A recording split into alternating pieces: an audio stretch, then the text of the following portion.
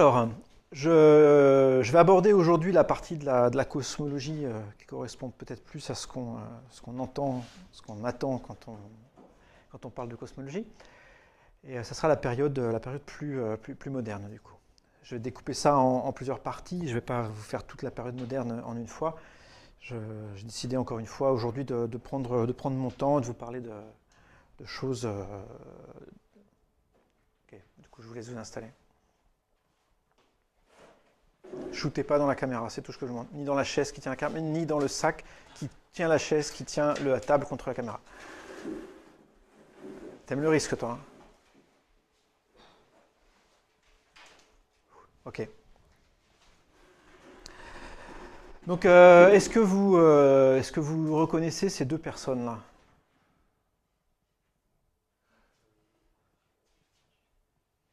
C'est une question difficile, hein. Enfin, moi, bon, déjà, ils sont dessinés au lieu d'être photographiés. Je vous dirai tout à l'heure d'où viennent ces dessins. C'est pas moi qui les ai faits. Et même en photo, je ne suis même pas sûr que les noms vous soient extrêmement familiers. D'accord. Quelqu'un veut essayer quand même ou pas du tout? Non, ça vous dit rien? À gauche, c'est Lemaître. Et à droite, c'est Friedman. Vous connaissez pas ces noms? Ok, bah vous allez apprendre des choses aujourd'hui. Alors, je vais commencer comme la dernière fois par vous faire quelques frises, alors qui ne seront pas ici graphiquement sous la forme de frises, mais vous donner quelques dates importantes dans différents domaines dans lesquels vont s'inscrire les événements que je vais relater après. Donc, je commence par vous parler de relativité. Ça, la relativité ou les relativités au pluriel, parce qu'il va y en avoir deux, vont jouer vraiment un rôle fondamental dans l'histoire de la cosmologie que je vais raconter là. Donc en 1905, vous savez qu'un savant célèbre invente ou publie un article qui pose les bases d'une nouvelle théorie qu'on appelle la relativité restreinte. Je ne vous fais pas l'injure de vous demander le nom de famille ni le prénom du savant. Sa nationalité. Ouais, c'est compliqué en fait, il a été plein de trucs, hein. Il est allemand au début, après il a eu la nationalité suisse, et puis il était apatride, après il a été américain, puis suisse. Voilà, bon, bref. Donc Albert Einstein en 1905 pose les bases de la relativité restreinte. Alors, c'est pas forcément lui qui a tout inventé, ou je ne vais pas rentrer ici dans le débat de est-ce que d'autres gens ont aussi inventé la relativité restreinte. Poincaré notamment en France a joué un rôle assez important, ou en tout cas a pressenti plusieurs des idées avancées par Einstein.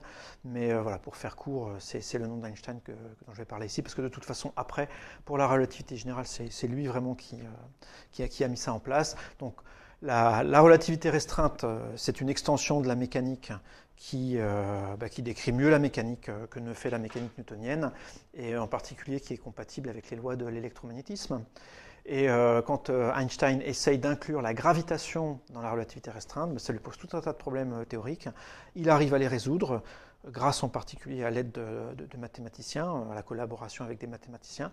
Et en 1915, donc, sort la relativité générale, qui est une théorie vraiment complètement différente de la relativité restreinte. Donc ça s'appuie sur la relativité restreinte, mais ça l'élargit, comme le nom l'indique.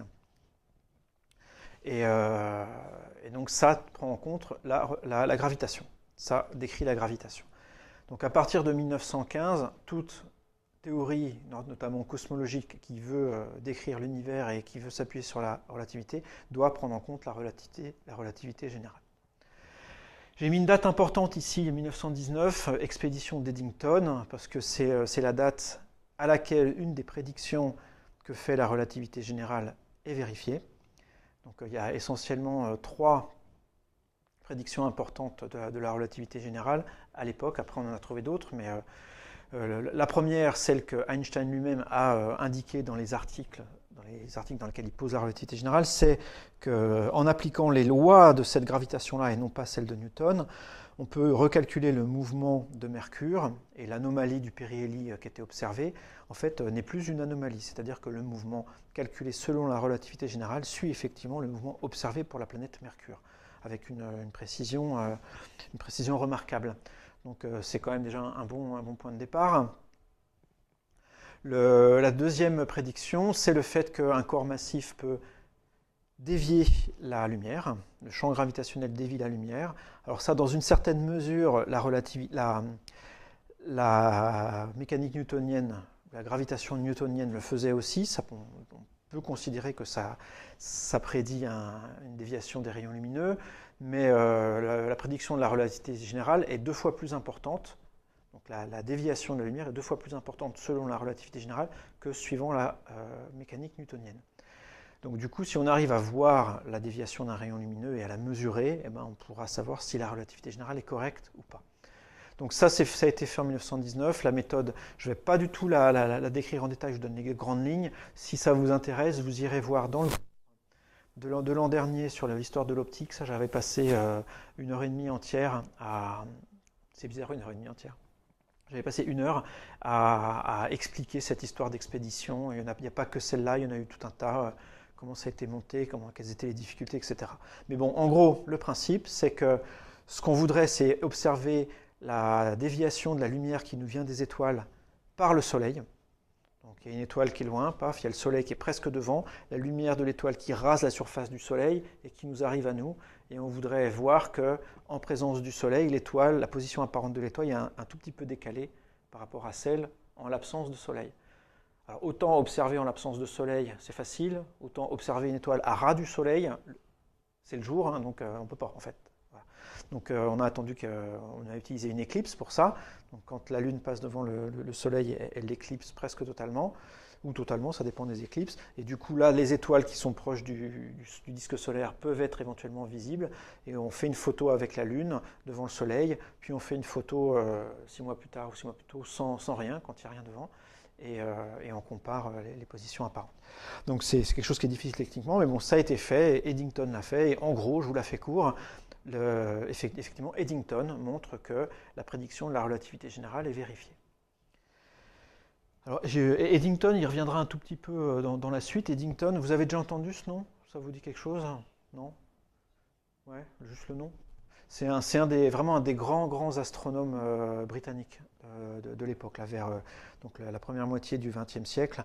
C'est vraiment un grand ponte, quelqu'un qui est vraiment très fort, qui a un gros pouvoir politique aussi, qui décide, etc., qui décide de beaucoup de choses. Donc en 1919, on pense que la communauté scientifique pense que la relativité générale est une bonne description de la gravitation, et Einstein devient une superstar aussi, d'ailleurs. Plus que quand il a publié. Hein. Là, ça s'est fait un peu dans l'indifférence générale, enfin j'exagère, mais c'est un peu le cas. Et c'est vraiment quand ça a été vérifié expérimentalement par cette deuxième vérification que là, on s'est dit, waouh, il y a quelque chose. Et le troisième test de la relativité générale, il viendra bien plus tard, c'est la déviation, c'est le décalage vers le rouge dû à un champ gravitationnel. Ce qu'on peut expliquer grossièrement ou décrire grossièrement par le temps s'écoule moins vite dans un champ gravitationnel élevé. Si vous avez vu Interstellar, vous savez de quoi je parle. Voilà. Essentiellement, c'est ça. Alors, ça a été vérifié, ça, dans les années 1960, beaucoup plus tard. Je vais faire aussi un petit panorama des moyens d'observation qu'on a, parce que vous allez voir que les progrès qui ont été faits au XXe siècle sont en grande partie dus à des expériences, des observations nouvelles. Donc des faits expérimentaux, autant que des théories. Donc juste pour vous situer un petit peu les moyens dont on disposait à l'époque, je repars un tout petit peu avant ça, 1888, je commence cette histoire-là avec l'observatoire Lick en Californie. Je commence par lui parce que c'est le premier observatoire qui était vraiment dédié, qu'on a mis sur une montagne avec des gens qui habitent là en permanence. Voilà, le premier vrai observatoire, en fait, c'est celui-là. Et c'est aux États-Unis, donc en Californie. Vous allez voir que l'histoire que je vais vous raconter, là, elle va être essentiellement états-unienne. Pas que, mais il y a vraiment beaucoup de choses qui se passent là-bas. Donc avec cet observatoire-là, dedans, il y avait une lunette de 36 pouces. On l'appelle la lunette Hale. Hale, c'était une des personnes qui avait poussé et en partie financé l'établissement de cet observatoire. Et vous voyez que c'est une lunette, hein, donc c'est pas un télescope, c'est une lunette avec une lentille tout en haut, enfin un système de lentilles en haut, un système de lentilles en bas, et on va vraiment mettre son œil en dessous. Et alors je vous l'ai mis un petit peu en plus grand après. Non, pardon, celui-là non. Ah, je ne vous l'ai pas mis en plus grand celui-là. Vous voyez, vous distinguez les gens ici, hein, vous voyez la taille du truc. Là, c'est les gens. Là, il y a quelqu'un qui est assis sur. C'est pas une chaise d'arbitre au tennis, c'est une chaise d'astronome, mais ça ressemble pas mal. Et donc il est là-dessus, et puis voilà, on regarde là-bas. Il y a tout un dispositif pour diriger pour orienter la lunette. Donc vous avez ici tout un système qui, en gros, en son centre de gravité, permet de la pencher. Vous voyez que si on veut regarder ailleurs qu'au zénith, ça commence à être problématique parce que quand la lunette est penchée avec cet angle-là, il faut que le bonhomme il se mette ici, là. Vous voyez qu'il y a des endroits où on peut aller là. Mais il faut que le gars il suive en fait le système, c'est pas évident. Et alors je ne résiste pas non plus à l'envie de vous écrire ça, que c'est avec ce télescope-là qu'on découvre Amalthée, que maintenant vous connaissez depuis le dernier cours, la 5e lune de Jupiter dans l'ordre de taille. Donc elle a été découverte avec ce télescope-là. En 1897, le télescope, l'observatoire de Yerkes dans le Wisconsin, c'est encore aux États-Unis. Cette fois-ci, c'est dans la partie est des États-Unis, toujours au sud. Donc une lunette de 40 pouces cette fois, donc un peu plus grande. Vous voyez que c'est essentiellement, ça ressemble, hein, c'est un petit peu plus grand, voilà, mais il n'y a pas de changement qualitatif. Ça fait quand même 1 mètre de diamètre la lentille, hein, donc ça commence à faire des belles lentilles.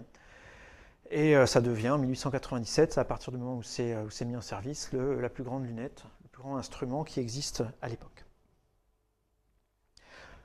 Parenthèse, si vous allez lire des Tintins, vous allez voir que les lunettes qui sont montrées, elles sont beaucoup calquées sur ça. En fait, il y en a plusieurs qui ont le même système ici de contrepoids, vraiment la même disposition, et c'est sur ça qui s'est appuyé pour certains des dessins. Donc là, on la voit en plus grand. Ça doit être impressionnant à voir en vrai, hein. Ça va être le cas de tous les instruments. Enfin, plus ça va aller, plus les télescopes, effectivement, vont devenir importants. Ça, c'est encore une lunette. Et voilà, en 1908, donc une date importante, puisqu'à l'observatoire du Mont Wilson, vous allez voir que cet observatoire il joue vraiment un grand rôle, toujours en Californie.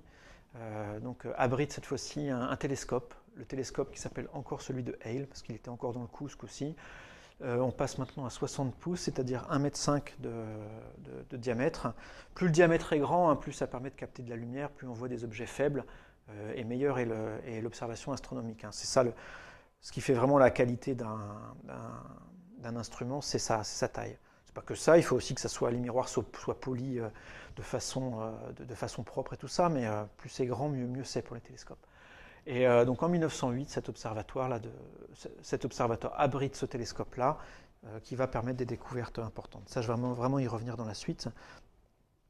Et au Mont Wilson, 1917, donc cette date-là va jouer un rôle important. 1917, c'est donc après l'avènement de la relativité générale, et c'est là où les gens vont commencer à faire de la cosmologie avec de la relativité générale, et vont s'entremêler une partie théorique et une partie observationnelle de façon vraiment intime, et l'observation, ça va être avec cet instrument-là. Donc à l'observatoire du Mont Wilson, on a ce télescope qui s'appelle le Hooker, de 100 pouces, donc 2,50 m. Ça commence à faire la belle bête, hein. 2,50 m, on aimerait bien avoir ça dans son jardin quand on fait de l'astronomie amateur. Et en 1948, et j'arrêterai là cette histoire-là pour aujourd'hui, l'observatoire du Mont Palomar, là, la superstar des télescopes, qui fait lui 5 mètres de diamètre. Alors je vais agrandir la photo là parce que moi je la trouve vraiment sidérante cette photo. Donc c'est une cérémonie qui a eu lieu là-dedans. Je ne sais pas si c'est l'inauguration ou autre chose, mais bon, ça c'est des gens, les petits machins là. Donc là vous avez des gens assis, il y en a une centaine, un peu plus, voilà. Ça c'est un des bras qui tient le télescope, et puis ça c'est le télescope là, voilà. C'est fou, hein? Et là, on le voit, donc c'est une vue un peu différente, mais on voit le télescope, enfin vraiment le miroir qui est ici, là. Vous voyez à quoi ça ressemble, un miroir de 5 mètres de diamètre. Aujourd'hui, on en a qui font 10 ans, qui font le double de ça. Alors, on fait des structures qui sont vraiment très différentes, donc ça semble un peu moins massif. Bon, ça reste impressionnant, un télescope de 10 mètres. Mais voilà, donc en 1948, en gros, la date à laquelle je vais arrêter l'histoire aujourd'hui, on a des télescopes de ce type-là. Alors, je vous ai dit la dernière fois, je vais vous parler maintenant de notre galaxie à nous, que je vais appeler la Voie lactée. On ne sait pas que c'est une galaxie pour l'instant. Je vous ai donc parlé l'autre fois de Lord Rosse et puis de son télescope géant là, qu'il avait construit lui-même et tout ça. Et en 1845, Lord Rosse observe que certaines nébuleuses qu'on voit dans le ciel ont une structure spirale. Voilà. Donc on sait du coup que certaines nébuleuses ont cette forme-là. Et les gens se demandent, depuis en fait qu'on a découvert des nébuleuses et depuis même qu'on observe le ciel, en fait, se demandent quelle est la structure de ce qu'on observe autour de nous, comment sont disposées les étoiles, jusqu'où vont les étoiles, est-ce qu'on est rempli dans un ensemble uniforme d'étoiles ou on a simplement un petit ensemble d'étoiles, puis après ça s'arrête, c'est le vide. Bon, les gens se posent la question de ça, quelle est la forme de notre Voie lactée du coup. Et alors il y a plusieurs hypothèses qui se succèdent, mais je vais vraiment juste prendre quelques échantillons de ce qu'on peut voir. Ça date de 1900, ce que je vais vous montrer. Quelqu'un qui s'appelle Cornelis Easton. Du coup, je vais aussi commencer à vous faire la pub de bouquin. Donc, l'histoire que je raconte là, elle est décrite dans ce livre-là qui s'appelle Conceptions of Cosmos. Alors, c'est décrit dans plusieurs livres. Il y en a plusieurs des livres d'histoire de la cosmologie, beaucoup moins que des livres de cosmologie, mais bon, il y en a. Et celui-là, je vais vous en parler. J'ai envie de vous en parler maintenant parce que d'une part, il me plaît beaucoup. En particulier son auteur Helge Krag, je vous en avais parlé un tout petit peu au premier cours parce qu'il a fait un livre sur l'historiographie de l'histoire des sciences, enfin de la science, donc comment on écrit l'histoire des sciences. Et il a fait aussi tout un tas de livres sur l'histoire de la cosmologie, c'est vraiment sa spécialité. En fait, l'histoire de la physique du XXe siècle. Il a aussi fait une biographie de Dirac. Il y a plusieurs bouquins sur l'histoire de la physique du XXe siècle. Et celui-là, c'est vraiment sur la cosmologie. Et ce livre-là recouvre vraiment la période que j'ai choisi de vous présenter. Et d'ailleurs, je l'ai utilisé à plusieurs reprises pour préparer ce cours. Et voilà, moi, ce que j'apprécie vraiment chez cet auteur, Helge Krag, c'est que c'est un historien des sciences qui connaît la science, il la comprend. C'est vraiment clair, il sait ce que c'est qu'une équation, il sait dérouler une équation, il sait faire les calculs, voilà. Et il sait aussi ce que c'est que l'histoire, enfin il s'est posé la question. Et du coup, il a vraiment trois compétences, quoi, historien, scientifique et historien des sciences. Et ça se voit vraiment dans ses ouvrages. Je vous parlerai à deux autres reprises de lui, très probablement dans la suite. Mais donc ce livre-là décrit notamment l'histoire de la conception de notre galaxie. Voilà. J'en reviens à ma petite histoire, la Cornelis Easton, qui en 1900 propose un article qui s'appelle A New Theory of the Milky Way, donc une nouvelle théorie de la Voie lactée. Et alors je voulais vous montrer ça parce que, juste pour vous montrer à quoi ça ressemble un article de l'époque, vous avez un titre, l'auteur et puis l'article. Pam, pam. Voilà, on ne peut pas faire plus sobre. Si vous regardez un article moderne aujourd'hui, c'est pas du tout comme ça. Hein. L'article en général, il commence ou bien la page suivante, ou sinon sur la première page au bout des 2/3 de la page. Mais vous avez le nom de la revue, la référence, le titre, les auteurs, les adresses des auteurs, un résumé, et puis éventuellement un ensemble de mots-clés. Et puis là, seulement ça commence. Et alors, dans cet article, le gars met ensemble plusieurs observations de l'époque sur la distribution des étoiles autour du système solaire, les étoiles qu'on observe, et donc il dessine quelque chose comme ça, voilà. Quand il représente les étoiles ou ce qu'il pense être la position des étoiles qu'on observe autour de nous, eh ben, il a l'impression que ça fait une structure comme ça, spirale, et c'est vraiment un des premiers à se dire que voilà, on vit dans quelque chose qui ressemble à une nébuleuse spirale. Alors, il ne dit pas que notre galaxie à nous, c'est une galaxie spirale, et puis une nébuleuse spirale, et qu'on est une parmi d'autres. Voilà, il ne compare pas spécialement aux autres qu'on voit à l'extérieur, mais il commence à trouver une structure à notre galaxie, et c'est une structure qui effectivement ressemble à celle qu'on accepte aujourd'hui. Alors, tout le monde ne va pas être d'accord avec ça, cette théorie ne va pas forcément être très très connue, mais c'est pour dire que des gens avaient pensé à ça assez tôt. Donc sur cette question de la forme et de la taille de la Voie lactée, dans les années, entre le tout début du XXe siècle et les années 20, il y a plusieurs personnes qui vont effectivement se poser la question et apporter des éléments de réponse. Alors parmi les gens qui sont là, je pense qu'il n'y en a qu'un dont vous avez entendu le nom. C'est probablement Karl Schwarzschild. Même pas. En fait, vous le connaissez peut-être parce que Karl Schwarzschild, il a joué un rôle dans l'établissement de la relativité générale, plus précisément. Quand Einstein a publié les équations de la relativité générale en 1915, c'est des équations qui sont monstrueusement compliquées. C'est des équations différentielles sur des objets qui ont 10 composantes, des équations couplées, qui ne sont pas linéaires, c'est des équations qui sont vraiment balèzes. Bon. Et Einstein, lui, pensait pas trop qu'on pourrait les résoudre, et il se trouve que Karl Schwarzschild, juste un an après, en fait, arrive à trouver une solution à ces équations si on suppose qu'on a une symétrie sphérique. En particulier donc autour d'une étoile, autour d'un objet, d'un objet ponctuel ou d'une étoile sphérique. Autour de cette étoile, Karl Schwarzschild arrive à trouver le champ gravitationnel d'après la relativité générale en résolvant les équations d'Einstein. On l'appelle du coup ce champ gravitationnel. Il est associé à ce qu'on appelle la métrique en relativité générale, on l'appelle la métrique de Schwarzschild. Et ce qu'il y a autour des trous noirs, on appelle ça le rayon de Schwarzschild aussi. Bon, donc c'est quelqu'un qui connaissait bien la relativité restreinte. Il a fait ça quand il était sur le front, pendant la guerre, et très peu de temps avant de mourir en fait. Il était au front et là où les gens donc faisaient différentes choses pour se distraire, lui il résolvait les équations de la relativité générale sur le front russe. Bref. Donc les autres, vous ne les connaissez probablement pas, Hugo von Seeliger, Jacobus Kapteyn et Arlo Shapley. Alors il y en a juste un qu'on va retrouver après, c'est Shapley. Mais ce que font ces gens-là, en particulier les trois premiers, c'est qu'ils essayent de déterminer la structure de notre galaxie avec le raisonnement suivant. Ils se disent, bon, les étoiles qu'on voit autour de nous, quand on met le télescope dans le ciel, il y en a des petites, il y en a des grosses, enfin plutôt des très brillantes, des peu brillantes. Et bon, faisons l'hypothèse que toutes ces étoiles sont les mêmes, intrinsèquement. C'est juste que les moins brillantes, elles sont plus loin. Voilà, pourquoi pas. Alors, ce n'est pas une hypothèse qui est vraie, du coup, mais pour ce qu'ils veulent faire, c'est un bon point de départ. Ce n'est pas monstrueusement faux non plus.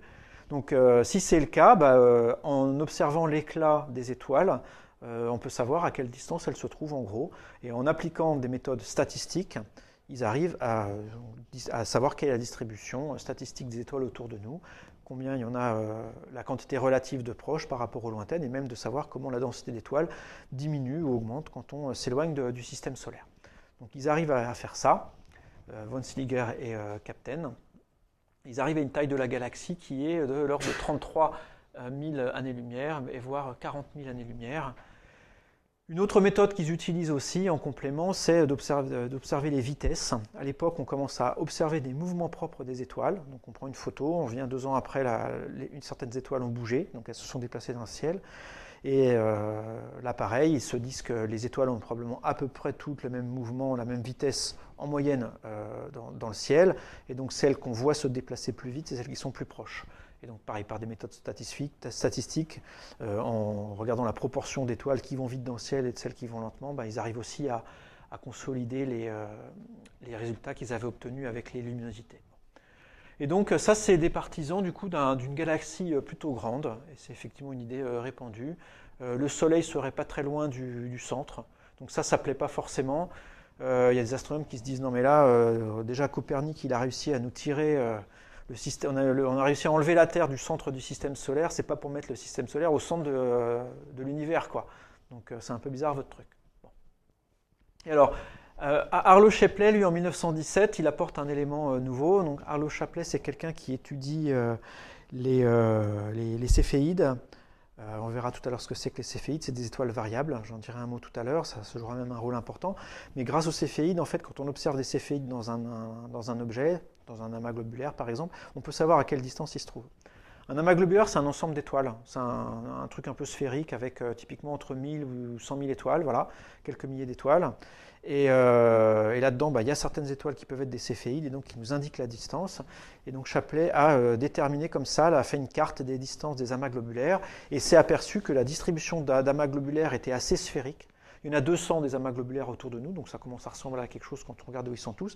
Et ça fait effectivement une distribution plutôt sphérique qui n'est pas centrée au niveau du Soleil. Ça fait une sphère, mais qui est un peu décalée par rapport à nous. Donc Shapley, lui, arrive à commencer à dire, nous, on n'habite pas au centre, en fait, on est un petit peu à côté. Oui, vous avez parlé vous dites qu'on ne connaît pas encore le mot galaxie, mais ils ont déjà observé les galaxies Andromède. Oui, ils appellent ça des nébuleuses. Ouais, c'est des nébuleuses à l'époque. Alors justement, cette notion de galaxie telle qu'on la connaît aujourd'hui, donc c'est à cette époque-là, donc dans le XXe siècle qu'elle va naître aussi, début du XXe siècle, il y a une sorte de préhistoire à ça. Et on peut lire que dans Emmanuel Kant, Alors je n'ai pas lu Emmanuel Kant malheureusement, mais voilà, j'ai lu le passage intéressant ici en tout cas. En 1755, dans un livre qui s'appelle Histoire générale et théorie du ciel, Emmanuel Kant imagine que les nébuleuses qu'on observe dans le ciel sont des ensembles d'étoiles similaires aux nôtres et que nous on est un ensemble d'étoiles comme ça parmi d'autres. C'est-à-dire qu'il a la vision correcte du truc. Alors c'est pas un point de vue scientifique, c'est philosophique, il a des raisons philosophiques pour ça, mais voilà, c'est le premier à proposer ça. Et le nom qui va être donné à ça, ça va être plus tardif, en 1850, Alexander von Humboldt reprend ça et donne le nom de univers-île. Voilà, c'est pas des galaxies, ça serait des univers-îles. Des îles parce que ils sont chacun séparés, nous on est dans notre machin là, il y a une nébuleuse qui est un ensemble d'étoiles qui est là-bas, et entre les deux, voilà, c'est rien, il n'y a rien quoi. Et alors les choses vont s'accélérer donc, à la fin du 19e siècle, début du 20e siècle, notamment en 1885, on voit une nova. Une nova c'est une étoile qui apparaît, nova comme nouveau, une nouvelle étoile, elle apparaît puis elle disparaît doucement, dans la nébuleuse d'Andromède. Alors ce que je vous mets ici, c'est évidemment une image très moderne de la nébuleuse d'Andromède, où on peut presque deviner qu'il y a des étoiles. Alors, en fait, c'est une erreur, on ne devine pas, parce que c'est des étoiles de chez nous qu'on voit un peu partout, là, mais bon. Donc ça, c'est une vision déjà très bien définie avec des instruments actuels. À l'époque, c'était plus une tâche, un truc flou. Bon. Et dans ce truc flou, d'Andromède, on voit une nova qui apparaît. Et c'est une observation intéressante parce qu'on commence à... Là, c'est un indice pour se dire, mais dans la nébuleuse, il y a effectivement des étoiles. C'est comme chez nous, en fait. Des novas, on en voit dans la Voie lactée, voilà, c'est une étoile à qui il arrive quelque chose. Et tiens, il arrive la même chose dans Andromède. Donc ça conforte le fait que Andromède pourrait être un ensemble d'étoiles. Après, ce n'est pas la seule explication possible et tout le monde n'est pas convaincu par ça, mais c'est un premier indice, on va dire, en faveur de l'hypothèse que les nébuleuses sont faites d'étoiles. Et alors j'ai mentionné tout à l'heure les céphéides, donc je vais en dire plus maintenant. Les céphéides, ce sont des objets qui avaient déjà été découverts plusieurs décennies quand je commence l'histoire ici. Donc ce sont des étoiles qui clignotent, en gros. Des étoiles variables, voilà. Leur luminosité décroît au cours du... Enfin, décroît. Leur luminosité évolue au cours du temps de manière périodique. Et en 1912, Henrietta Swan Leavitt, dont vous voyez la photo là-bas, qui est une astronome, qui avait commencé comme calculatrice. Alors ça, je l'ai indiqué parce que je ne sais pas si vous connaissez ce rôle-là, mais quand on observe, quand on fait par exemple des photos du ciel, on observe tout un tas d'objets partout, et il faut des petites mains pour aller dire, tiens, il y a telle étoile à tel endroit, et puis vraiment regarder ça et faire des catalogues à partir de ça. Les petites mains, c'était assez souvent des femmes, d'ailleurs, à l'époque. Donc on appelait ça des calculatrices. Et donc cette dame-là, elle a commencé comme ça. Après, elle a été repérée et c'était évident qu'elle avait des dons pour faire plus que d'utiliser ses petites mains. Elle pouvait utiliser sa petite tête aussi. Enfin, je dis petite tête, sa tête, quoi. Et donc, elle est effectivement devenue astronome. Et elle a notamment découvert quelque chose de vraiment super important dans la suite, en fait. Et c'est une des choses qui va vraiment lancer la cosmologie moderne. Elle découvre que la période des céphéides est reliée à leur luminosité. Donc, les céphéides, on observe, quand on regarde dans notre galaxie à nous, il y en a des rapides et il y en a des lentes. Il y en a des brillantes et il y en a des pas brillantes. Et elle se rend compte que les deux quantités, les deux propriétés sont corrélées. Ce n'est pas quelque chose d'évident du tout à faire, parce que quand on regarde dans notre galaxie à nous, quand on voit une céphéide qui est brillante, par exemple, on ne sait pas si elle est brillante parce qu'elle est proche, ou si elle est brillante, donc si elle est proche, ou simplement elle est loin, mais elle est intrinsèquement très très très brillante. Vous voyez, l'apparence, disons, le fait qu'un objet apparaisse brillant ou pas dans le ciel, c'est dû à sa brillance propre et à sa distance. Donc quand on observe des objets, quand on observe des céphéides dans notre galaxie à nous qui peuvent être à tout un tas de distances de nous, diverses et variées, c'est pas du tout évident de savoir quelle est leur luminosité intrinsèque et du coup de relier ça à leur période. Ce qu'a fait Leavitt pour ça, c'est qu'elle a observé non pas des objets dans notre galaxie à nous, mais dans les taches qui sont ici. Vous savez ce que c'est, les taches qui sont là? C'est des objets qu'on ne voit pas dans notre hémisphère à nous. Ça s'appelle les nuages de Magellan. Donc, si vous allez dans l'hémisphère sud, vous avez ça dans le ciel tout le temps. C'est assez gros, c'est impressionnant. Voilà. Donc il y a le petit nuage de Magellan, le grand nuage de Magellan. C'est un ensemble d'étoiles aujourd'hui, c'est des galaxies. Hein. Donc elle observe ces machins-là. Voilà, on savait qu'il y avait des céphéides là-dedans. L'avantage d'observer des céphéides dans ces objets-là, c'est que ce sont des objets, les nuages, on sait qu'ils sont loin de nous et qu'ils n'ont pas une taille extrêmement importante. Et donc tous les objets qui sont dans les nuages de Magellan sont à peu près à la même distance de nous. Ils sont tous dans les nuages. Donc du coup, si dans les nuages de Magellan, on voit des céphéides qui sont brillantes et d'autres qui sont peu brillantes, ça veut dire qu'elles sont intrinsèquement brillantes et peu brillantes. Et donc là, on peut comme ça avoir une relation entre la période et la luminosité intrinsèque des céphéides en observant celles qui se trouvent dans ces objets-là. Et donc elle trouve qu'effectivement c'est corrélé, et même mieux que ça, c'est linéaire, hein, c'est proportionnel. Il y a une relation de proportionnalité entre les deux. Donc à partir de là, et ça c'est vraiment un point super important parce que ça, c'est le premier pas vers un indicateur de distance dans notre galaxie à nous, puisque si effectivement on connaît précisément la relation période-luminosité des céphéides, pour connaître la distance d'une céphéide dans notre galaxie à nous, il suffit de prendre un chronomètre et de regarder sa période. On a sa période, donc d'après la relation qu'a trouvée Leavitt, on connaît sa luminosité intrinsèque, et en observant sa luminosité apparente, on sait à quelle distance elle se trouve. Donc c'est vraiment quelque chose c'est un pas important, ça, grâce à ça, grâce à cette période, à cette relation-là, les céphéides peuvent être utilisés comme indicateurs de distance dans l'univers. Et pas seulement dans notre galaxie à nous, mais du coup aussi pour des objets plus lointains. On verra tout à l'heure que c'est grâce à ça que Hubble a montré que les galaxies, que les nébuleuses en fait étaient des galaxies externes. Hubble il va trancher le grand débat de savoir ce que sont ces nébuleuses grâce à cette relation période-luminosité des céphéides. Donc voilà. Merci Madame Leavitt. À la même époque, on découvre aussi que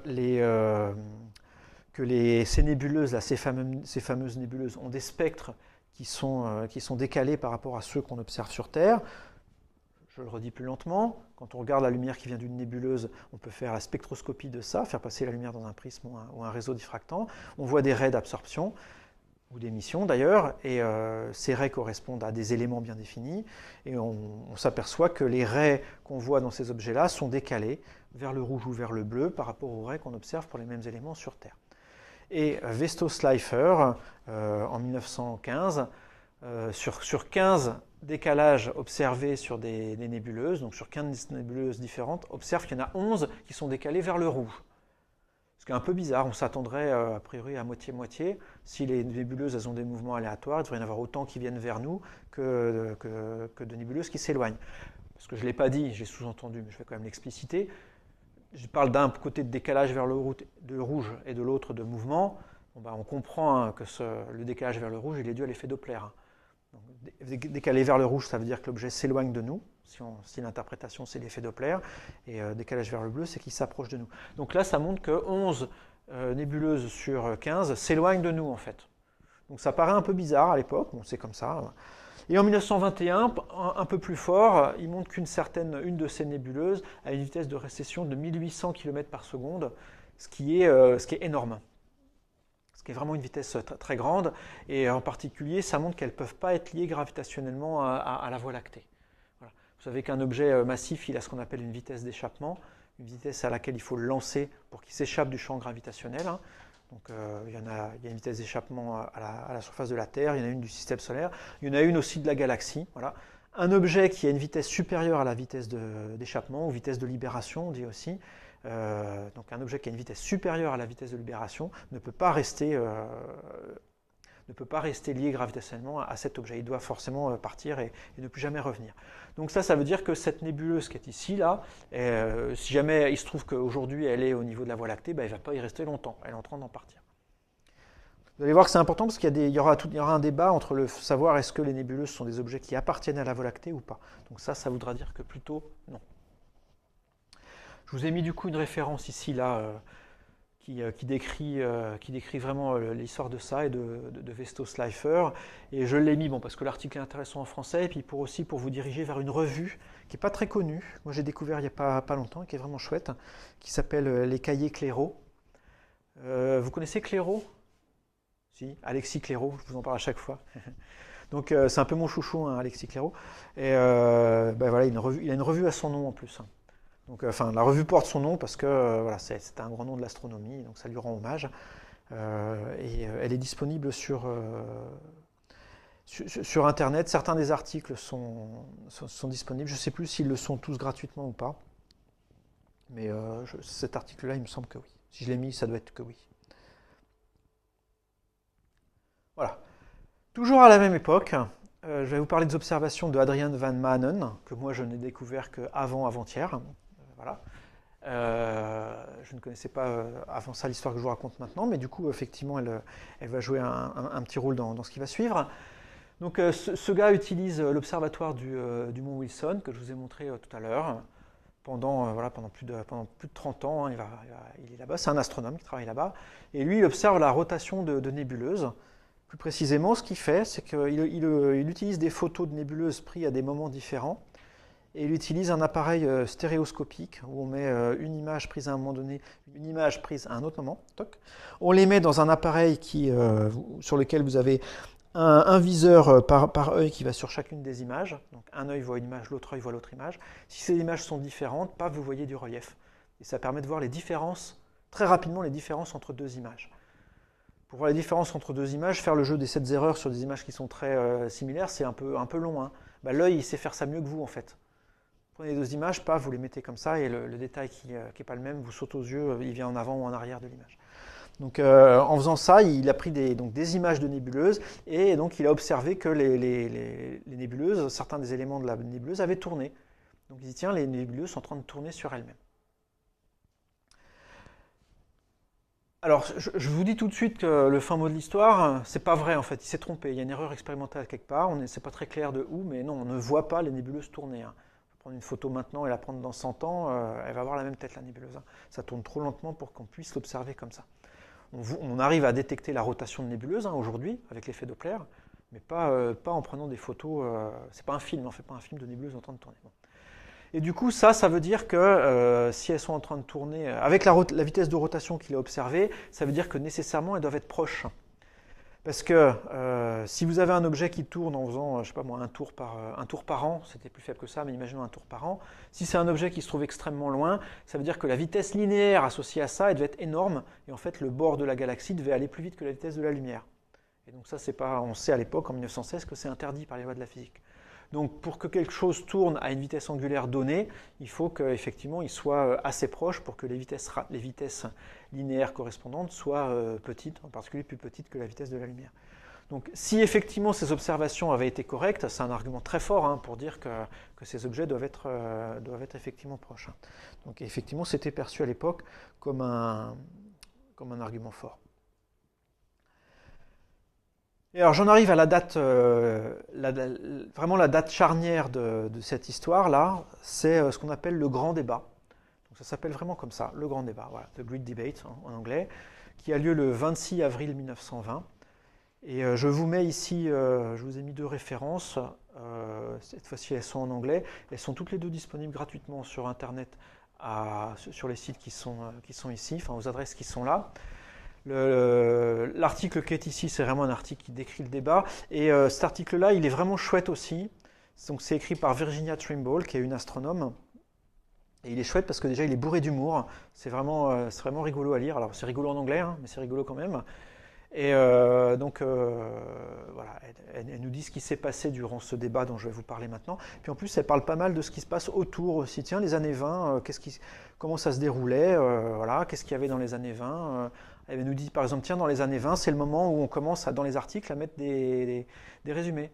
Je vous ai montré tout à l'heure un article qui commençait comme ça, paf, avec le texte. Ben, à partir de ces années-là, on commence à se dire, tiens, on va peut-être mettre un résumé au début pour que les gens voient de quoi ça va parler. Elle parle aussi du rôle des femmes en sciences, donc c'est assez intéressant à lire pour ça. Elle donne des petits détails. Là, c'est un débat, effectivement, des gens qui vont être dans une salle en train de parler à d'autres. Et elle nous rappelle, tiens, en 1920, il n'y a pas de micro. Donc voilà, ils vont parler devant des centaines de gens, il faut qu'ils parlent fort, les gens. Et il n'y a pas de vidéoprojecteur non plus, hein. Il n'y a pas de transparent. Hein. Donc il y a des tableaux, il y a éventuellement des diapositives qu'il faut faire bien à l'avance, chez un photographe. Donc vous ne faites pas vos transparents la veille, hein, à l'époque. Hein.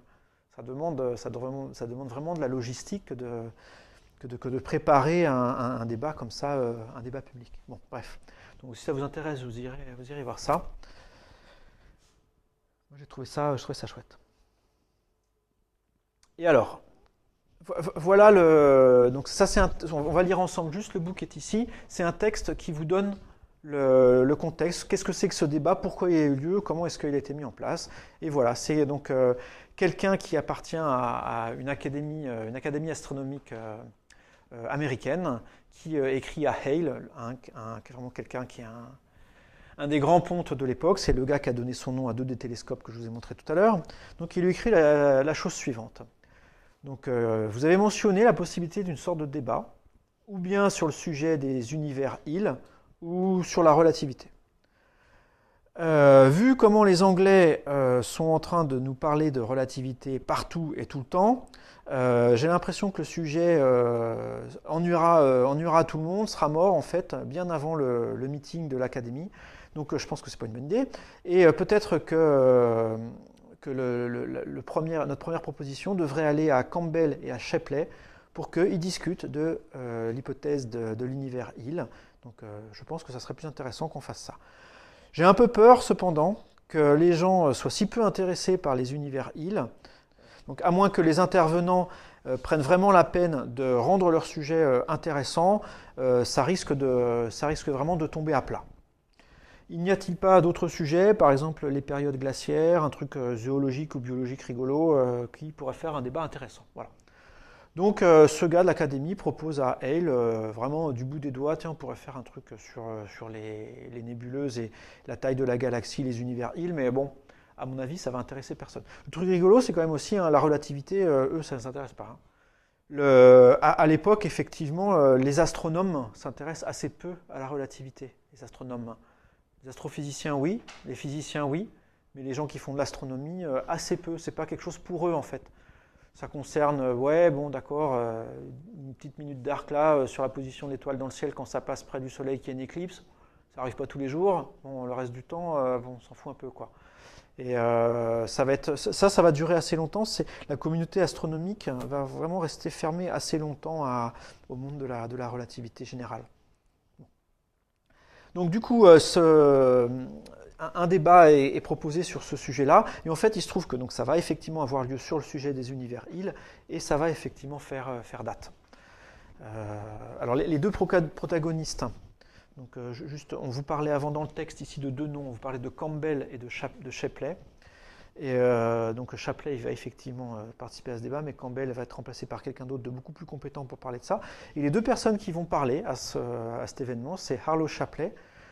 On l'a vu tout à l'heure, son nom, c'est Harlow Shapley, c'est le gars qui avait mesuré la distribution des amas globulaires autour de la galaxie, et Heber Curtis. En passant, donc, vous voyez, et vous allez voir aussi dans la suite, des dessins de ce genre-là. Ces dessins, je les ai pris dans un bouquin qui est super. Je ne vous ai pas montré de bouquin nul, je crois encore. Il faudra que j'en amène la prochaine fois. Donc c'est ça s'appelle Cosmicomic. C'est une BD, en fait, qui raconte l'histoire de la cosmologie à partir du début du XXe siècle. Voilà. Ça va de début du XXe siècle à 1965, qui est une date importante, c'est la découverte du rayonnement de fond cosmologique. Et voilà, ça s'appelle Enquête sur les traces du Big Bang, et ça vous décrit voilà, certaines des choses que je suis en train de vous présenter. Et du coup, il a eu la bonne idée, ils ont eu la bonne idée, les 2 personnes qui ont fait ça, de mettre à la fin un petit, voilà, les noms des gens avec leur portrait. Donc j'ai choisi plutôt que des photos. Quand je les avais, je vous ai mis le dessin, parce que je trouve ça, ils sont jolis, je trouve. Et puis voilà. Donc Cosmicomic, 18 € dans toutes les librairies. Très bien. Et en plus, il est vraiment très sérieux, quoi. Il y a du travail derrière. Quand on a lu un peu d'autres choses sur l'histoire de la cosmologie, il y a des petits détails. Des fois, on voit que oui, ok, le gars, il est effectivement allé chercher, il est allé lire des choses, quoi. C'est pas juste, il a lu sur Wikipédia ce que c'est que la cosmologie, quoi. Il y a du travail de recherche intéressant derrière. Donc, alors, les 2 personnages ici qui vont intervenir, c'est Harlow Shapley et Heber Curtis.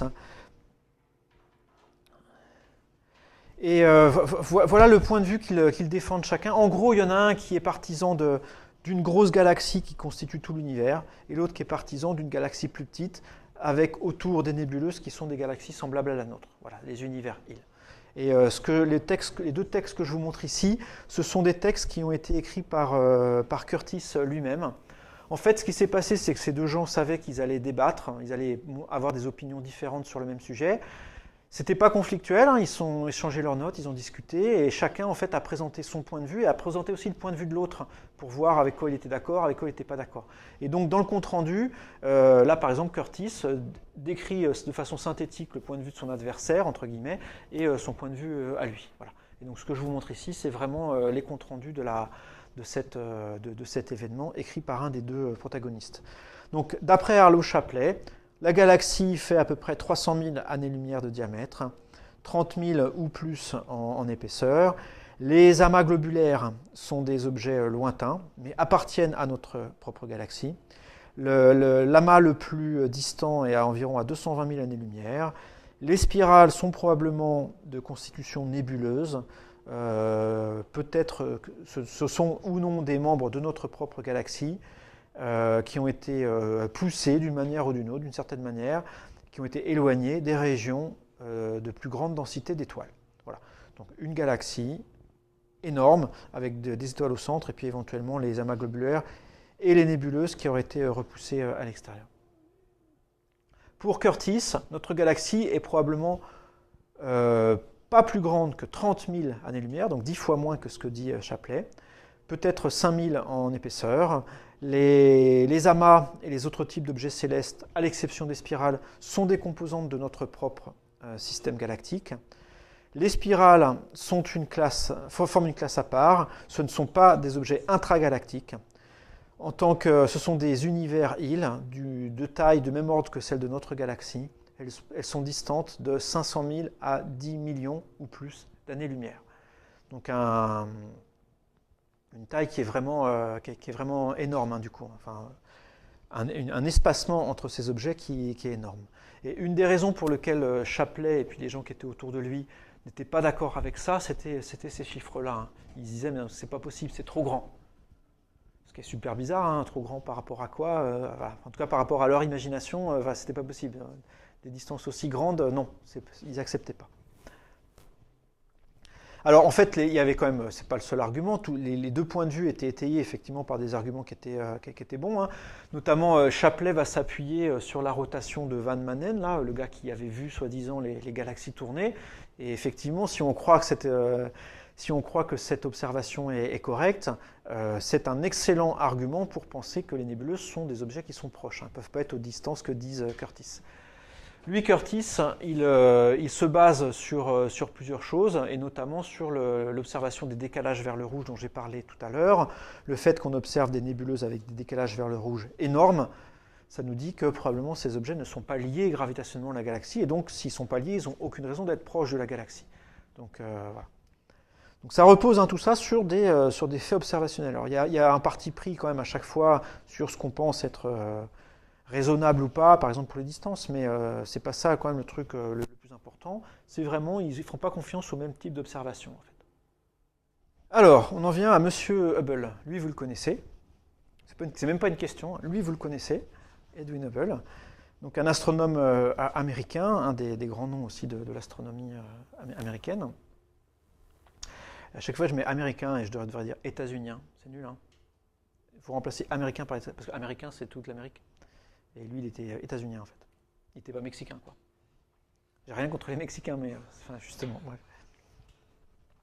Et alors, quand on parle de Hubble, on parle souvent de lui, mais il n'était pas tout seul. Il avait des assistants, et il y en a un qui a joué un rôle important, qui est devenu astronome, Milton Hugh Mason, et son histoire, à lui, elle est vraiment marrante. Parce qu'au début, il était muletier. Muletier, donc il s'occupait des mules. Le truc qui braie, là, le machin qui sent pas bon et qui avance pas quand on tire dessus. Et donc on montait le matériel astronomique au Mont Wilson, ou d'ailleurs la nourriture, le ravitaillement, tout ça, avec des mules. Donc lui était muletier, voilà, au Mont Wilson. Et il s'est intéressé à ce qui se passait là-bas quand même, voilà. Après, il est devenu concierge au Mont Wilson. Et dans son activité de concierge, il a été amené à voir ce qui se faisait, comment marchait un télescope et tout ça, ça l'a intéressé. Il a discuté avec les gens et en fait, il s'est plus ou moins formé tout seul comme ça. Il est devenu assistant astronome. Et du coup, après, il est vraiment devenu astronome. Voilà. sans avoir fait vraiment d'études en plus. Hein. C'est ça qui est fou.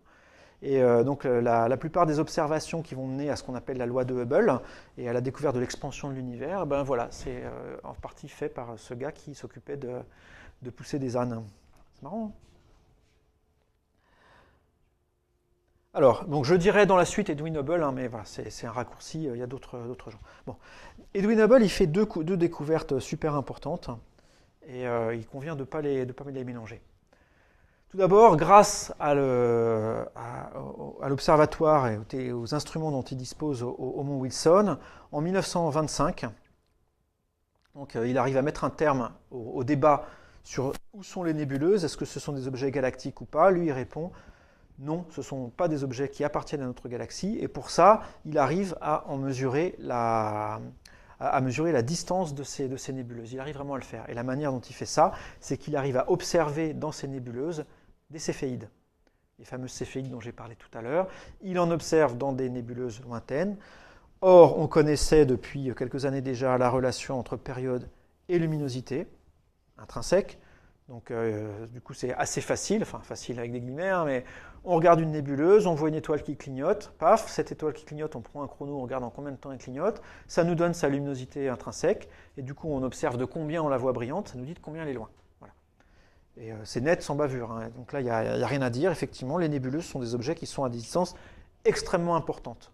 Voilà. Donc dans le débat de tout à l'heure, c'était Curtis qui avait raison. Et ça date de 1925. Donc à partir de 1925, là, il y a vraiment la vision du cosmos qui change d'un coup. Hein. On sait que les nébuleuses sont des objets extragalactiques et que l'univers, c'est probablement un truc qui est immense. On savait déjà que c'était immense, mais là, c'est très immense. Je ne sais pas si on dit très immense. Et l'autre loi pour laquelle il est connu, j'en parle déjà puisque je parle de Hubble, donc c'est ce qui s'appelle la loi de Hubble, c'est que quand on observe le décalage des raies spectrales des nébuleuses, maintenant qu'on arrive à savoir à quelle distance sont ces nébuleuses, ben on peut se poser la question du rapport entre le décalage des raies et la distance des nébuleuses. Donc il a du coup, lui, et Hubble est un des gars qui a le plus ces éléments en main pour faire ça, puisque c'est lui qui sait mesurer les distances. Et il s'aperçoit effectivement que la vitesse des nébuleuses, alors en fait ce qu'on voit c'est vraiment un décalage vers le rouge, hein, si on le transforme en vitesse en disant que c'est de l'effet Doppler, la vitesse obtenue c'est une constante que lui n'appelait pas h, une constante fois r, la distance qui nous sépare de cet objet, donc la vitesse est proportionnelle à l'éloignement. Et ça, c'est ce qui s'appelle la loi de Hubble. Et ça conduira plus tard à la notion d'expansion de l'univers. Pas à cette époque-là, mais un peu plus tard. Et la constante qui est ici, ça s'appelle la constante de Hubble, du coup. Hein, et lui, il donne en gros comme ordre de grandeur 550 km par seconde et par mégaparsec. Mégaparsec, c'est l'unité de distance. Et donc, quand on multiplie ça par une distance en mégaparsec, ça donne quelque chose en kilomètres par seconde. Donc ça vous dit qu'un objet qui est à 1 million de parsecs, il s'éloigne de nous en gros à 550 km par seconde. Ça, c'est la mesure de Hubble. En fait, la valeur actuelle, elle est... Vous savez combien ça vaut cette constante? Non, ouais, c'est vrai que vous n'avez pas l'occasion de... La valeur actuelle, elle est de l'ordre de 65, quelque chose comme ça. Donc c'est 10 fois plus petit que ça. Donc il s'est trompé, hein, et c'est pas de sa faute, hein, il y a des raisons pour ça, on y reviendra la prochaine fois.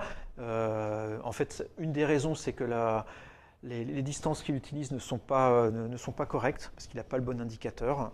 Ça j'y reviendrai plus tard en détail. Mais donc voilà, en 1929, il y a aussi, on a en main de quoi commencer à parler d'expansion de l'univers, même si encore une fois, en 1929, on ne le fait pas forcément. Alors précisément, je parle d'expansion de l'univers, j'ai commencé à prononcer le mot, et en fait c'est à cette période-là, dans les années 1910-1920, qu'on commence à envisager un univers dynamique, c'est-à-dire quelque chose qui n'est pas statique. Et alors pour cette partie de l'histoire, là, il y a deux noms qui vont jouer un rôle important, Friedman et Lemaître, mais toute l'histoire, là, tout ce qui vient est raconté dans le livre que je vais vous montrer ici. Donc c'est un livre qui s'appelle Essai de cosmologie, qui est en français aussi. La BD est en français tout à l'heure, je n'ai pas dit. Donc ça, c'est en français. Alors, en fait, il y a plusieurs choses là-dedans. Il y a des ouvrages de Alexandre Friedman et de Georges Lemaître qui sont traduits là-dedans, en français. Et il y a un texte de Jean-Pierre Luminet qui s'appelle L'invention du Big Bang, un texte qui fait, je l'ai sous les yeux, voilà, qui fait une centaine de pages, 100 pages, sur l'histoire de la cosmologie. Donc ça raconte vraiment la période entre 1915 en gros et 1925-1930, d'une manière qui est vraiment, ça se lit très bien, c'est très bien documenté aussi. Jean-Pierre Luminet, je vous avais déjà signalé son nom, pour ceux qui avaient suivi le quart d'heure insolite, il a fait un bouquin sur les trous noirs là. Vraiment, ça s'appelle Le destin de l'univers, un très très beau bouquin, très bien illustré, en plus très chouette. Bon, Jean-Pierre Luminet, c'est vraiment quelqu'un qui est un très bon scientifique et vulgarisateur. Hein. Et donc voilà, il s'est penché sur l'histoire du Big Bang, et dans ce bouquin, il nous livre sa vision qui est vraiment chouette. Si vous lisez l'anglais, il me semble même que la version anglaise, parce qu'il y a une traduction anglaise de ça, est disponible gratuitement sur Internet. Peut-être The Invention of the Big Bang, mais je ne suis pas sûr. Bref, si vous cherchez Jean-Pierre Luminet sur Internet, vous trouverez probablement votre bonheur. Alors, donc du coup, on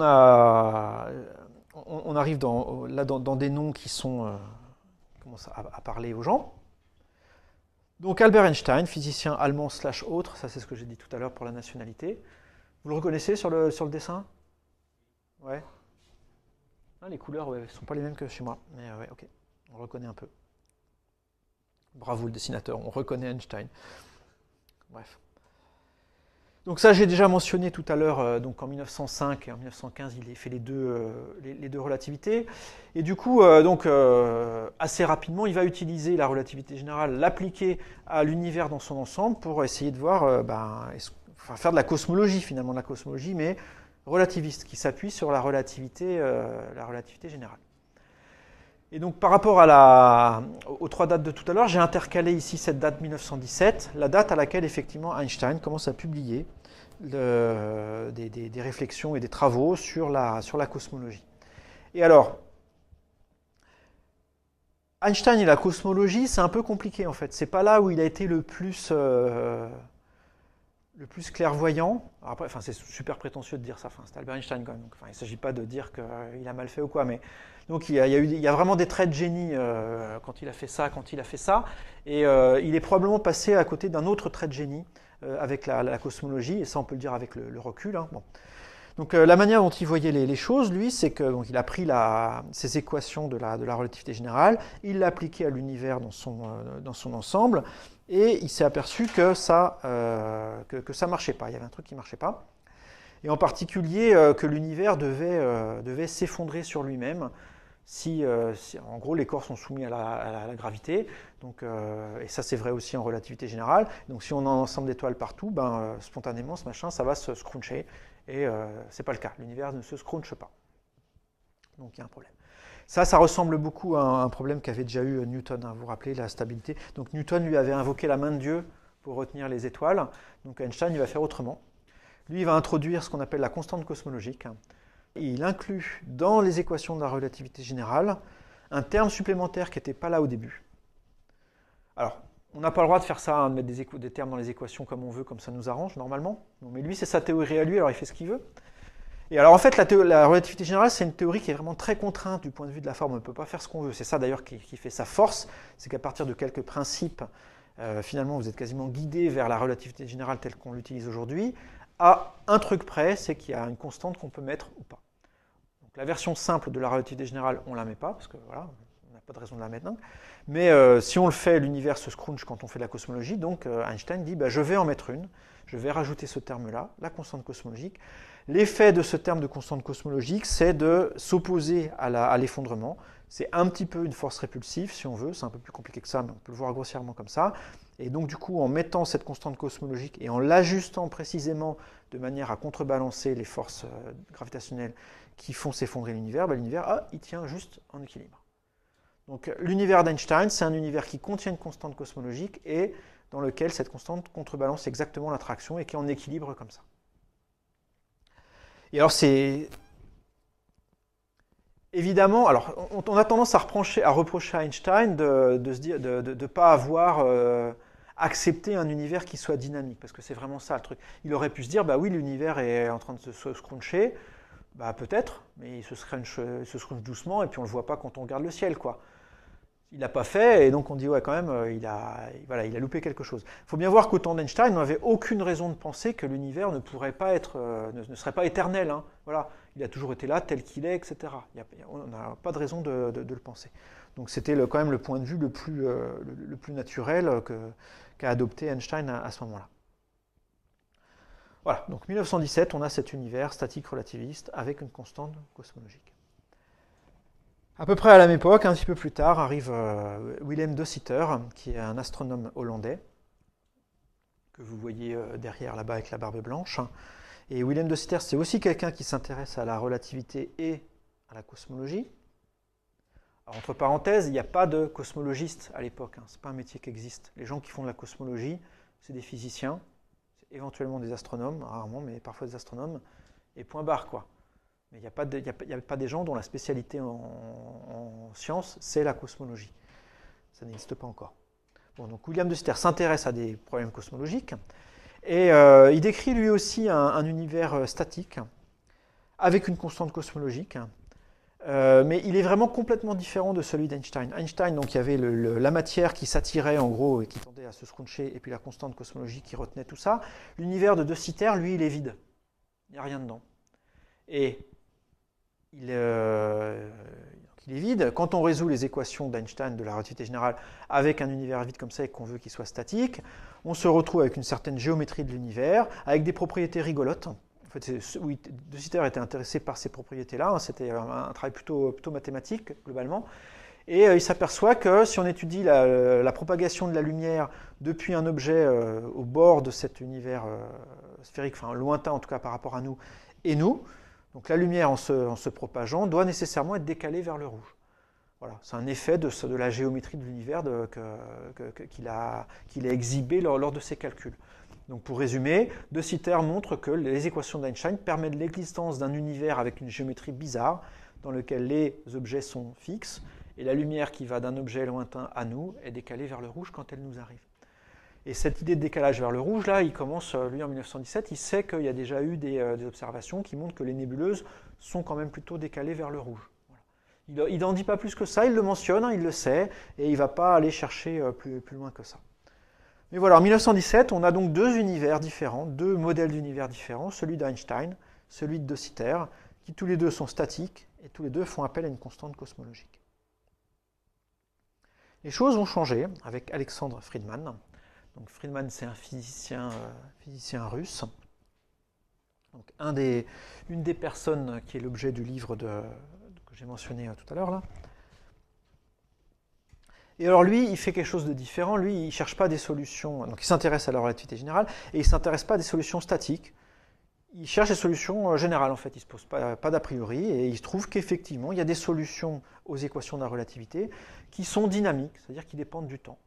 Et donc voilà, ça aurait une géométrie, ça peut avoir une géométrie de sphère ou une géométrie plutôt d'hyperbole. Bon, il y a plusieurs géométries qui sont possibles. Lui, il en étudie quelques-unes et il montre que si c'est la géométrie d'une sphère, le rayon de la sphère doit évoluer au cours du temps. Voilà. Alors quand je dis de la sphère, ce serait une sphère en dimension supérieure ici. Donc en tout cas, il montre qu'il y a des solutions qui correspondent à des évolutions au cours du temps. Donc l'univers, si c'est décrit par ces modèles-là, l'univers est quelque chose qui peut avoir été différent dans le passé. C'est la première fois que vraiment qu'on dit les choses de cette manière-là. L'univers a une histoire, l'univers était différent avant.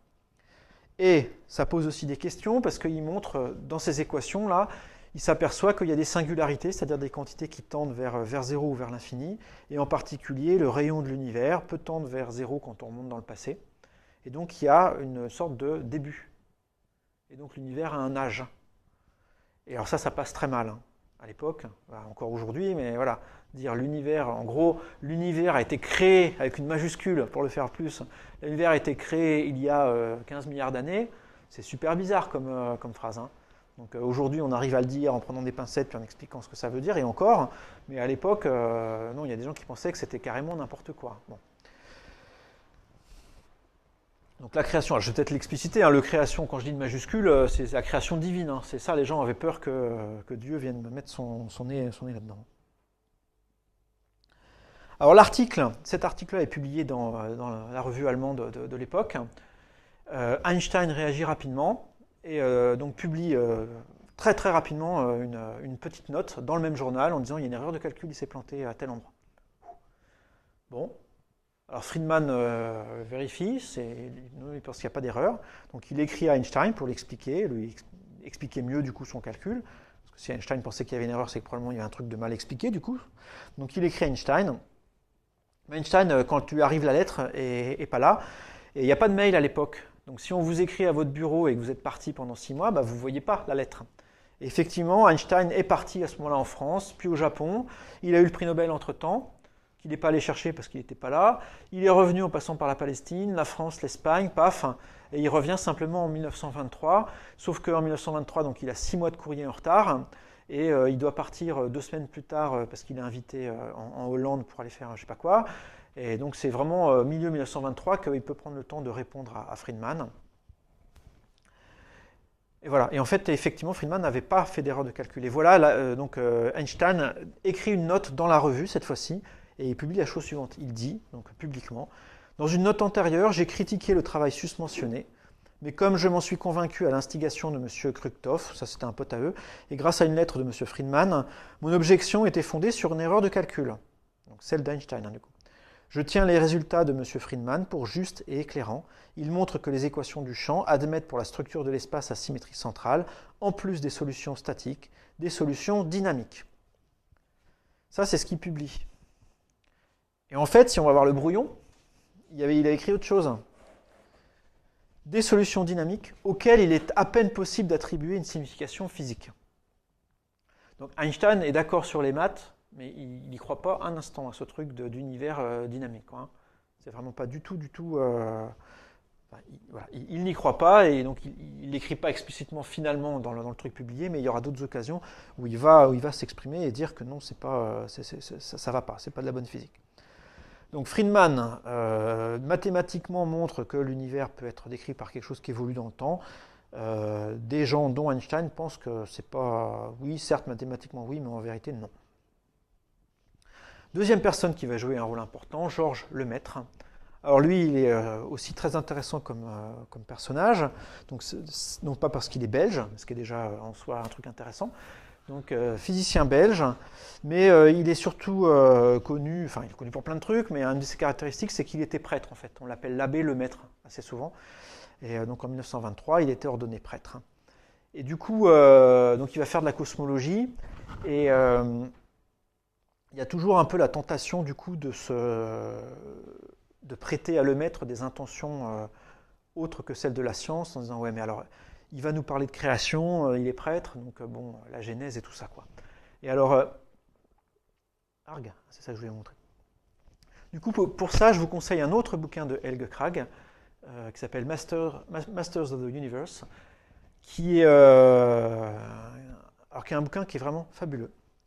Alors, je dis ça à chaque fois, mais non, en plus c'est vrai, quoi. Il est vraiment, vraiment très bien. C'est donc Helge Krag, historien des sciences, hein, qui écrit un ensemble de dialogues imaginaires avec des gens qui ont fait la cosmologie, notamment avec Einstein, avec Hubble, avec Friedman, avec Lemaître. C'est pour ça que je vous en parle.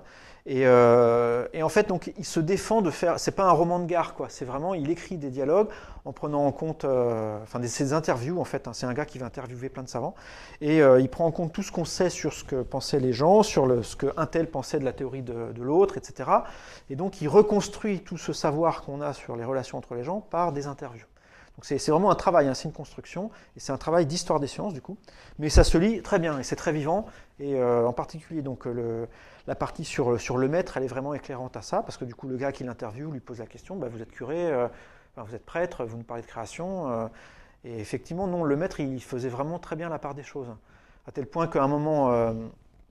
Le pape, plus tard dans l'histoire que je vais vous raconter, ce sera pour la prochaine fois, le pape a utilisé à un moment certains résultats cosmologiques pour dire qu'en gros on avait vu la création, quoi, c'est bon, la Genèse a raison, et c'est Lemaître qui a été voir le pape et qui lui a dit non, mais, enfin, les choses on les sépare, quoi. Il y a la science, il y a la foi, et on ne mélange pas les deux, enfin, surtout pas, quoi.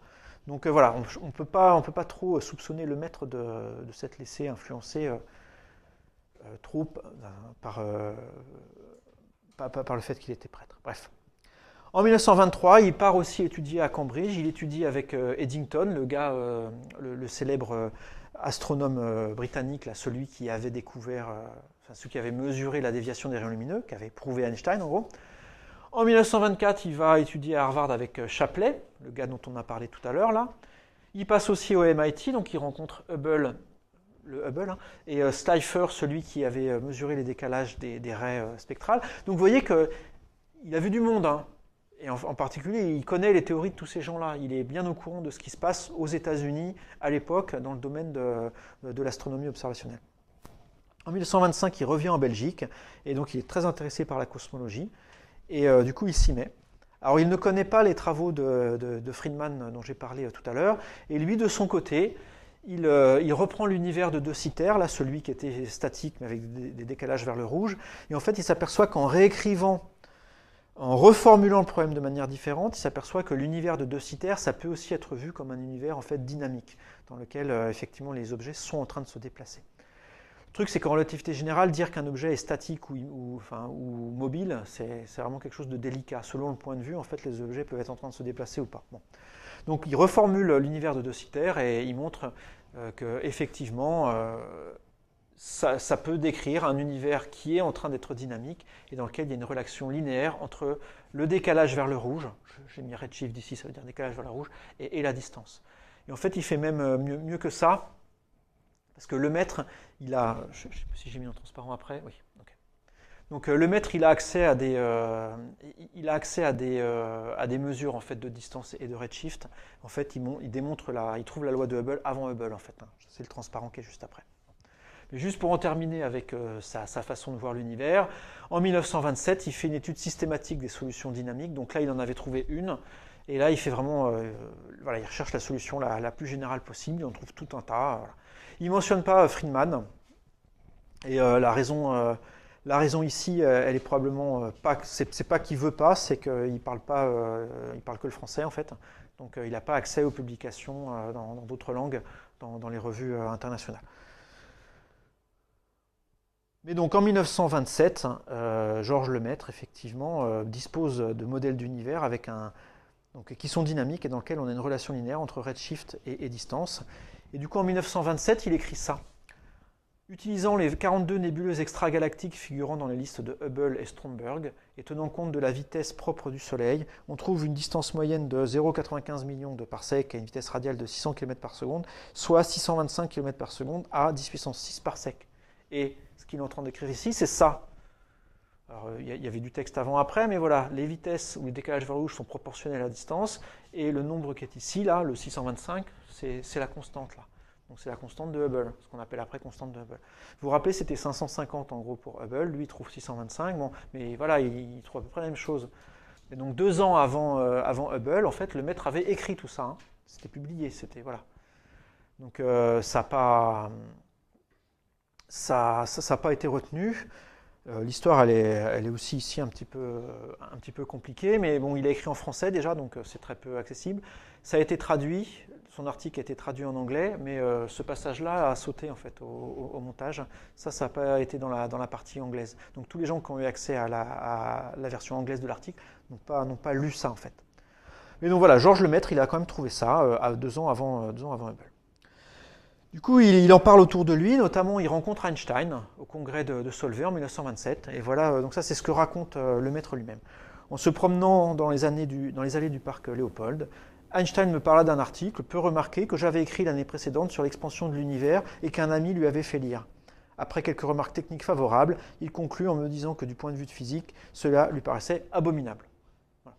Donc en gros, même traitement que pour Friedman, ok, super les maths, mais la physique, zéro, quoi, non. Donc Einstein ne croit pas du tout à ces modèles dynamiques. Lemaître écrit aussi à Eddington. Je vous rappelle que Lemaître avait été à un moment à travailler avec Eddington, donc ils se connaissent bien. Il lui écrit. Eddington, visiblement, a lu rapidement la lettre ou l'article, voilà, donc, dans lequel il y avait la relation distance-luminosité, là, bon. Pardon, distance-vitesse. Donc Lemaître écrit à Eddington, mais Eddington ne lui répond pas à ce moment-là, n'a pas le temps, je ne sais pas quoi. Bon. Il se trouve que 2 ans plus tard a lieu une discussion dans un cadre formel avec des scientifiques a lieu une discussion entre Eddington et De Sitter à la Royal Astronomical Society. Et une des questions qui est abordée dans cette discussion, c'est la distance des nébuleuses, le fait qu'il y ait des décalages vers le rouge, etc. Qu'est-ce que ça veut dire?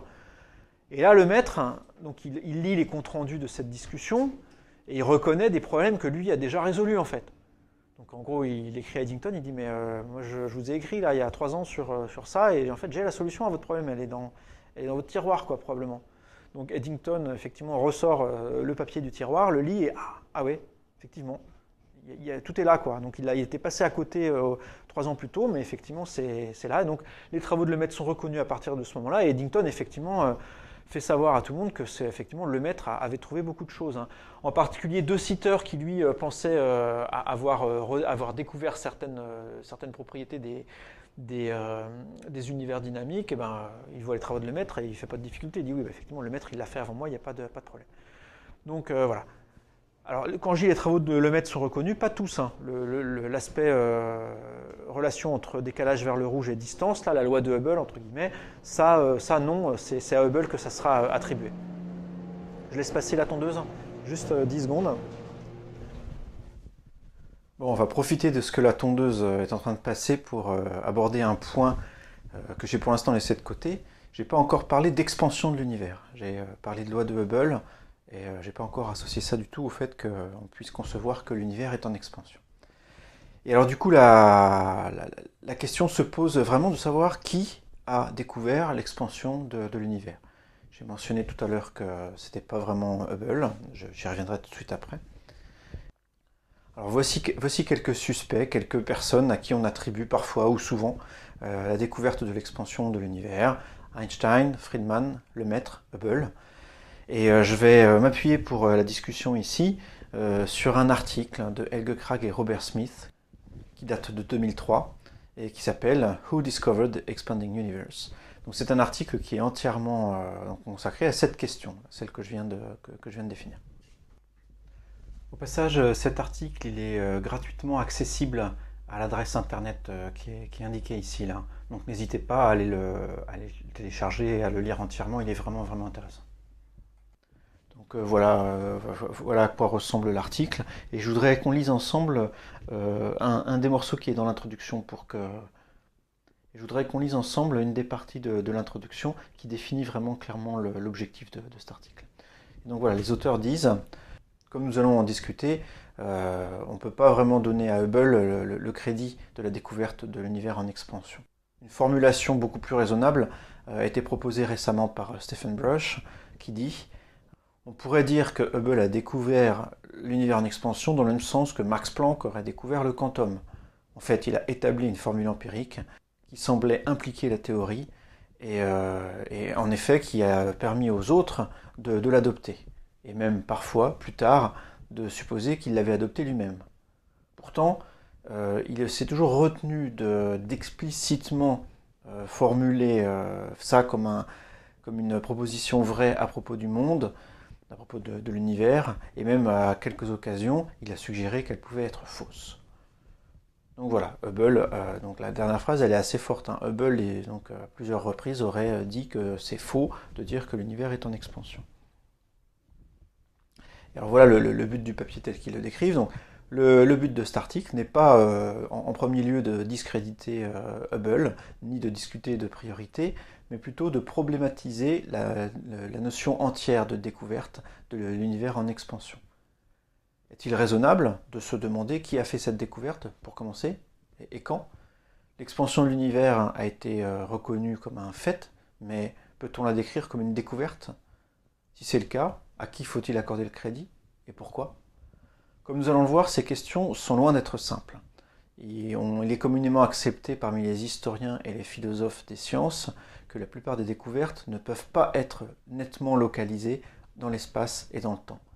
Il n'y a pas d'événements individuels, mais des processus complexes et souvent tordus, étendus sur une période de temps et qui impliquent de nombreux acteurs. Beaucoup de découvertes scientifiques consistent en plusieurs avancées, plus ou moins connectées, qui finalement résultent dans un consensus sur comment la découverte a été faite. Une découverte n'a pas nécessairement besoin d'un découvreur ou d'un événement de découverte. De plus, les comptes rendus de découverte, la façon dont on raconte les découvertes, ne se terminent pas avec la découverte elle-même. Ce qui suit l'annonce d'une découverte est souvent aussi important que, et parfois même plus important que, ce qui y a mené. Nous ne devrions pas être surpris de s'apercevoir qu'on observe ces mêmes caractéristiques dans le cas de l'univers en expansion que nous allons ici examiner. Ça, c'est quelque chose dont j'avais un tout petit peu parlé déjà quand j'avais parlé de la découverte de Neptune. Je ne sais pas si vous vous souvenez. Donc je m'étais demandé, on s'était demandé ensemble, mais qui finalement a découvert Neptune? C'était plus compliqué que simplement de dire que c'est la personne qui a mis la première fois l'œil dessus au télescope. Alors, qui a découvert l'univers en expansion?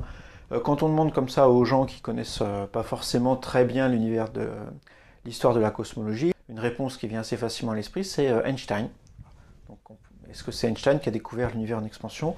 Bon bah là, du coup, lui, son cas, il est assez vite réglé. La réponse est non. Il n'y a vraiment aucune raison de penser que c'est le cas. Hein. Lui, il s'est même plutôt accroché au début à un univers statique.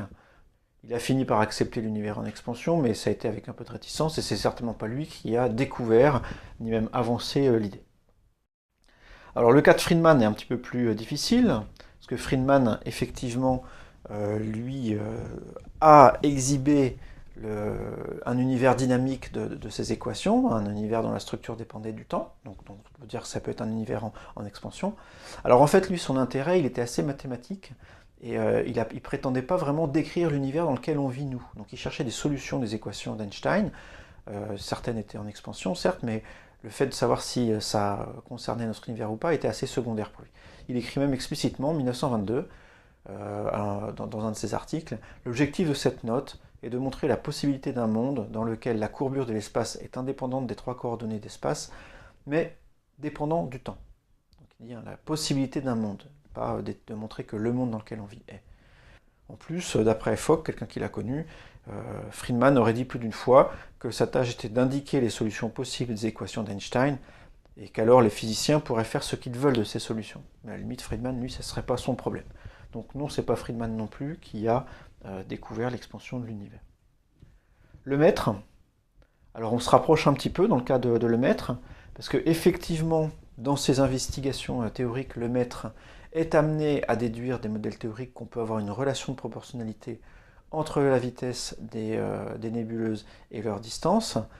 Et en fait, il va même plus loin. Lui, il s'intéresse effectivement au monde dans lequel on vit, et il sait qu'on observe que les nébuleuses ont tendance à plutôt s'éloigner de nous que de s'approcher de nous si on interprète les décalages vers le rouge comme de l'effet Doppler.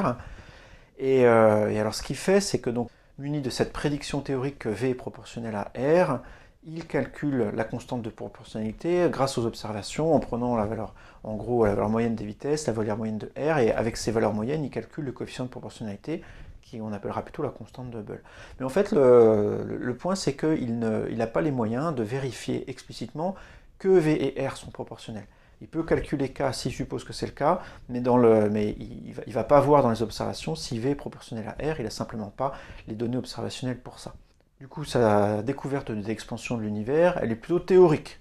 Il a découvert dans les modèles que, voilà, ces modèles semblent dire que notre monde, s'il est effectivement décrit par ces modèles, serait un monde dans lequel la vitesse est proportionnelle à R. Mais il ne le découvre pas expérimentalement. Alors, est-ce que c'est Hubble? Ce que montre précisément Hubble, c'est la proportionnalité entre le décalage vers le rouge et la distance. Et alors, il y a deux interprétations de ça, successives, qui mènent à l'idée d'univers en expansion. La première, c'est d'interpréter les décalages vers le rouge comme des effets Doppler. Et le deuxième, c'est d'attribuer aux vitesses des galaxies au fait que la géométrie de notre univers dépend du temps. On pourrait très bien être dans un univers qui ne s'expand pas, mais dans lequel les galaxies s'éloignent de nous. Et en fait, Hubble, lui, va être assez réticent sur ces deux interprétations-là.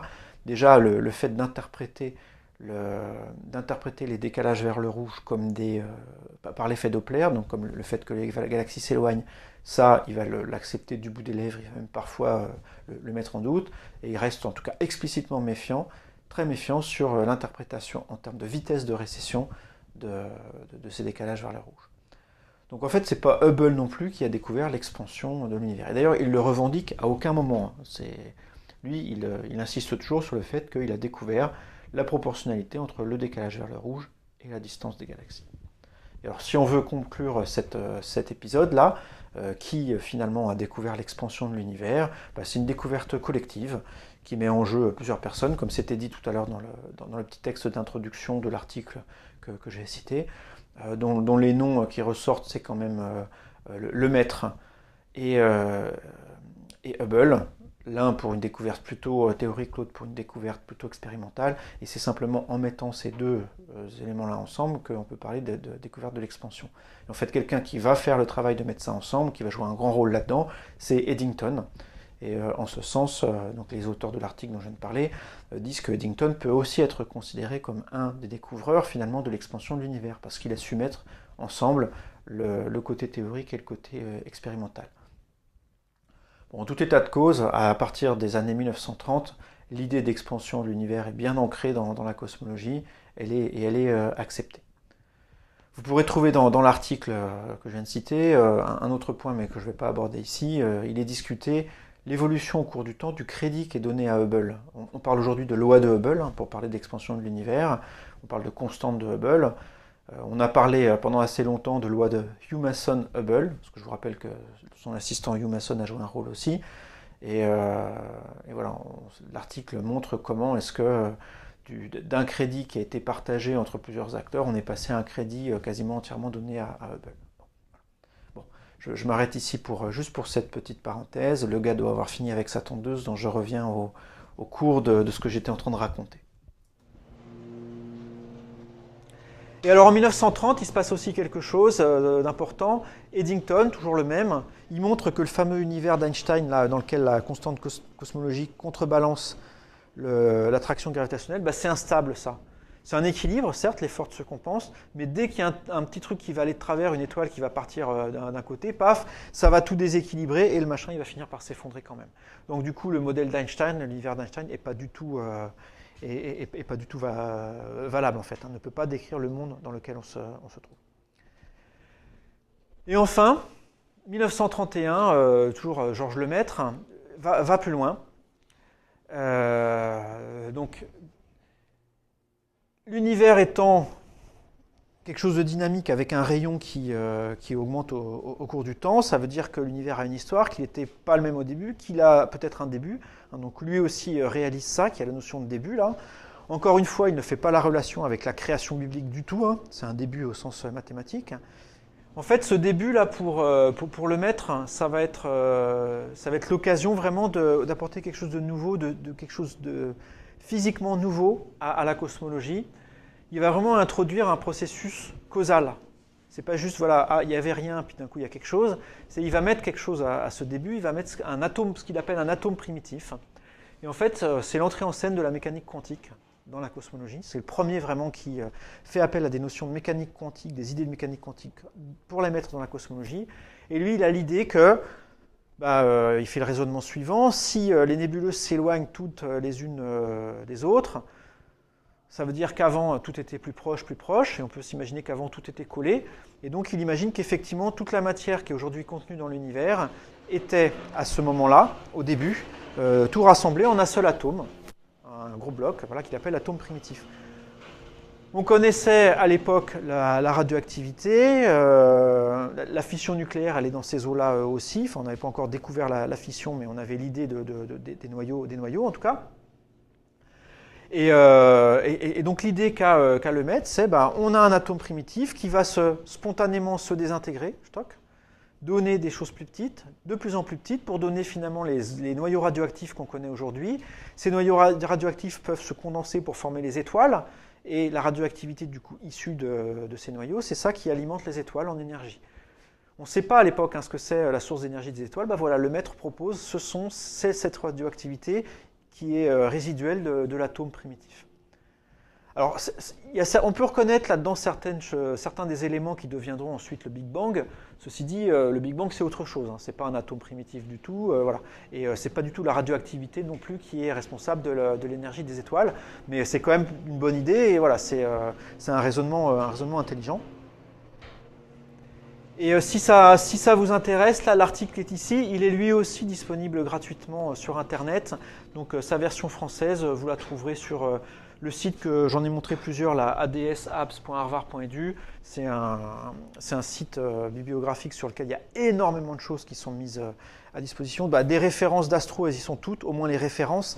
Et après les articles eux-mêmes, il y en a beaucoup qu'on peut trouver sur place. Si vous cherchez NASA ADS sur Internet, vous allez tomber très vite sur cette base de données. Vous pouvez vraiment trouver beaucoup de choses. Donc voilà, cet article en particulier, il est disponible, vous pouvez le lire. Et il est en français. Enfin en belge, mais bon, on va pas chipoter. Et juste pour finir, du coup, on en est où là?